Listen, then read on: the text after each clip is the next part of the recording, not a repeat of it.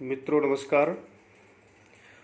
पुनः हम आप सबके बीच अपने YouTube चैनल देववाणी में आपका हार्दिक स्वागत करते हैं, अभिनंदन करते हैं। कल जैसा कि हम अपने प्रथम इकाई के चैप्टर में पाठ्यक्रम के बारे में हम लोगों ने चर्चा किया था कि उच्च माध्यमिक शिक्षक का जो द्वितीय पेपर होने जा रहा है उसमें से क्या पाठ्यक्रम रखा गया है, उसको कैसे डिवाइड करना है, उसको कैसे पढ़ना है, इस पर कल चर्चा हुई। आज हम लोग जो हमारा पहला टॉपिक है इकाई 1 वैदिक साहित्य और संहिताएं, इस टॉपिक में जो कि फर्स्ट चैप्टर में ही लिखा है वेद का परिचय, उपनिषदों का परिचय और वेदांगों का परिचय। अब हम अपने टॉपिक पर आते हैं वैदिक साहित्य पर। तो सबसे पहले हम वेद के बारे में समझेंगे, वेद क्या है।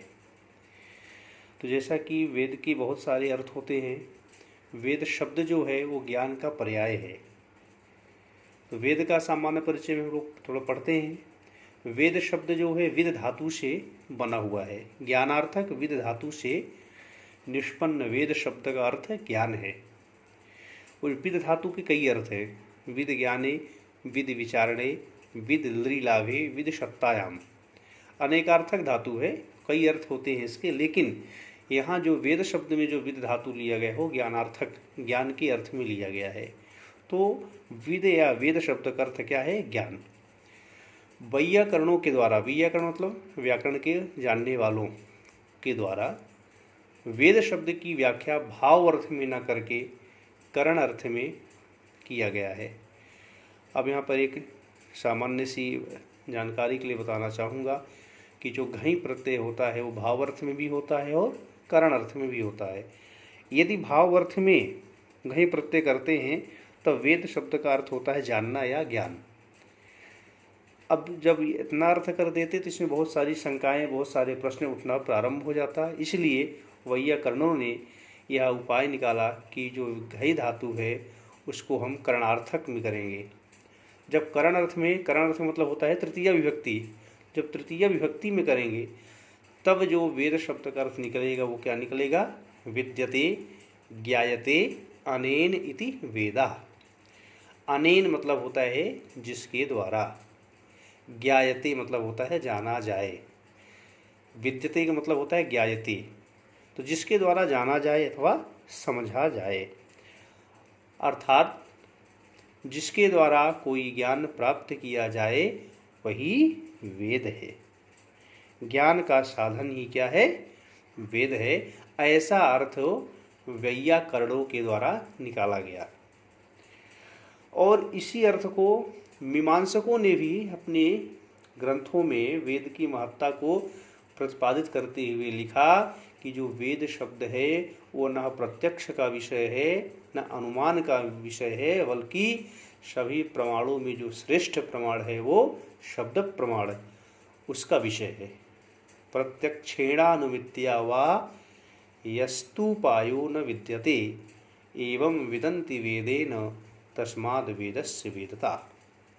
अर्थात प्रत्यक्ष और अनुमान से हम जिस उपाय या ज्ञान को नहीं पा सकते, ऐसा अलौकिक उपाय बताने वाला अगर कोई ग्रंथ है तो वह क्या है? वेद है,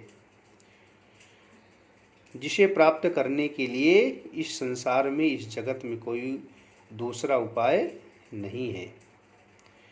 और तीसरी जो पंक्ति हमने लिखा है वेद के बारे में, वो आधुनिक काल के सबसे अर्वाचीन जो भाष्यकार हुए हैं आचार्य सायण, उन्होंने ये अर्थ निकाला है कि वेद का मतलब क्या होता है।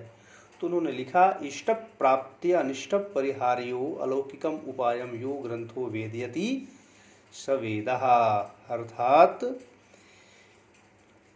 इष्ट की प्राप्ति और अनिष्ट निवारण के लिए अलौकिक उपाय बताने वाला जो ग्रंथ है वो वेद है। हालांकि ये जो अर्थ है वेदज्ञों ने इसको कर्मकांड की दृष्टि से इसकी व्याख्या किया है। अर्थात यह जो है वेदों में ज़्यादातर जो मंत्र आए हैं वो कर्मकांड विषयक हैं, और कर्मकांड विषयक होने के कारण ये जो अर्थ बताता है वो कर्मकांड की दृष्टि से आचार्य सायण ने इसकी व्याख्या की है।